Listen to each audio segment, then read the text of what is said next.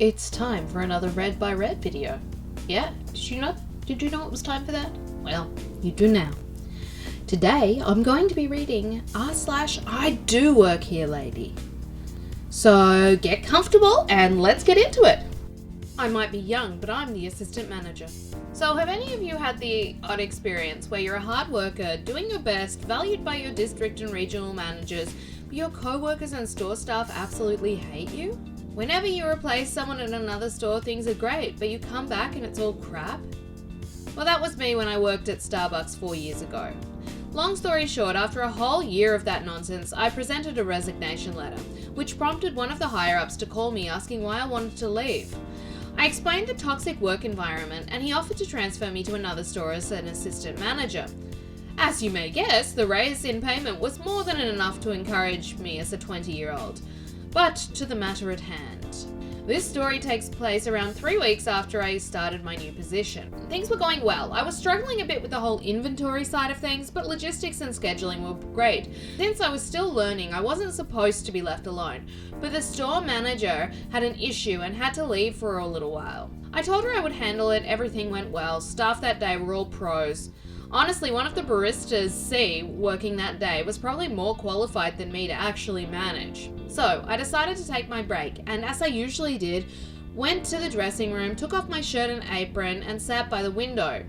A small corner with a couch and a lovely vista, drinking coffee and eating whatever had spoiled. I'm sitting there and suddenly a streak of poorly done blonde dyed hair invades my space and screeches, "Excuse me, I need you to move out of this seat, child. I have business to attend." She was carrying a laptop. "Oh, you probably want to go upstairs. The reception sucks in this little corner."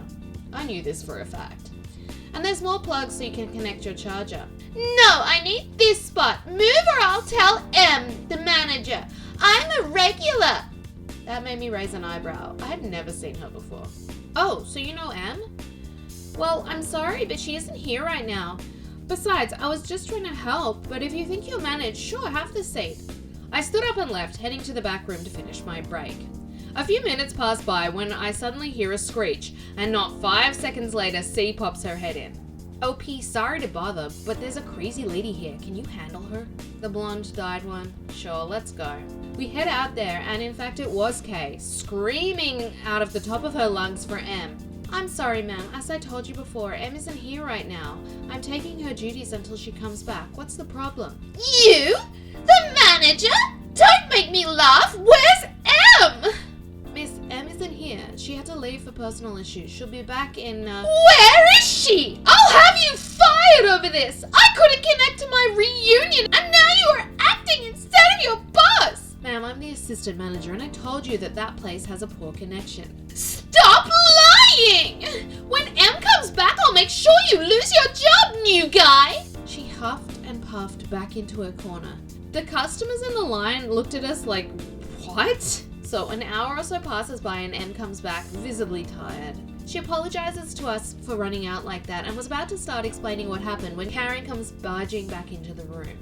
"Em, you finally arrived! You wouldn't believe how that kid treated me! You should fire him! He insulted me and acted like he was in charge!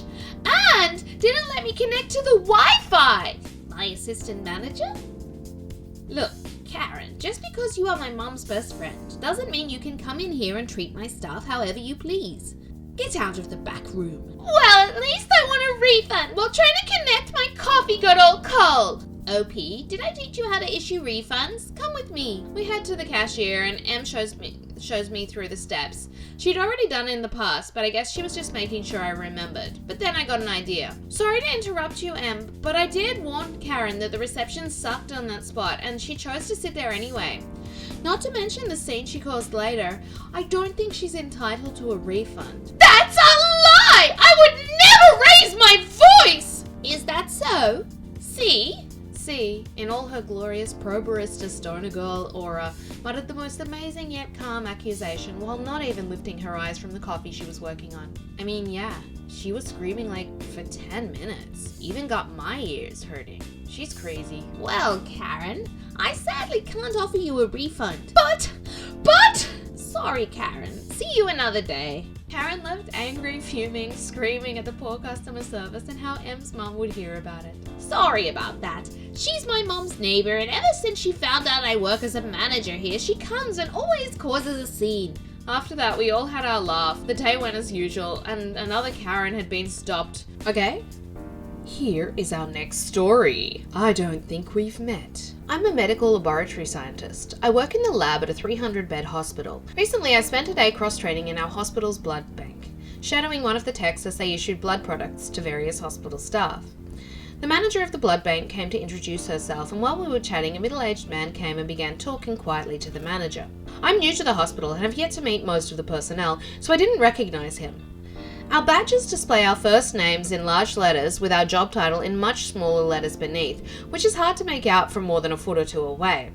But this man was wearing business casual instead of scrubs, which at our hospital usually means an MD or an administrator of some kind. An RN came to pick up some blood and she was wearing her mask incorrectly with it down under her nose. Everyone was giving her the side eye, but she was coolly ignoring the looks. Finally, the man in the button-down shirt and slacks said, "Hey, Jackie." And I assumed at first he knew her, but she was startled, so I realized he'd read her badge. Once he had her attention, he motioned with his hand for her to cover her nose with her mask.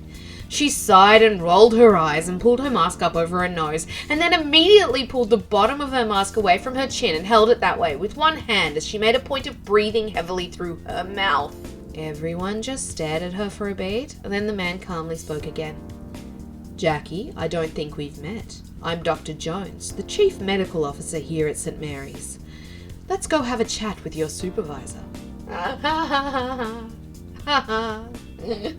The amount of people who should know better who are against mask wearing is just crazy. Okay, here's the next one. "You're paying for my time, just saying."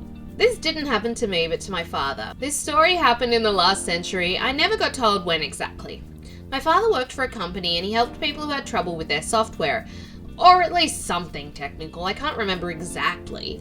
In East Germany, where this story takes place, it was common that when you worked with customers, you would wear formal clothes, or at least at my father's job. One day, one of their clients, a lawyer, had problems and called the company. He needed help quickly, but it was the worst time for cars or to take the bus. So my father offered to drive there because he had, and still has, a motorcycle. On this day, he was working without customer contacts, so he wore rather informal clothes.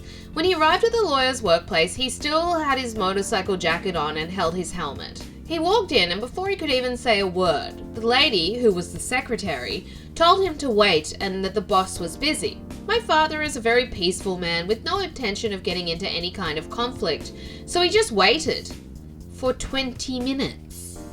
Then he spoke up and said, "I understand the boss is busy, but I think you should know I work for the tech company and you're paying me for my time. So I can absolutely wait. Every minute I sit here means more money for me." She then realized that this troubled-looking man was the technician and not a client.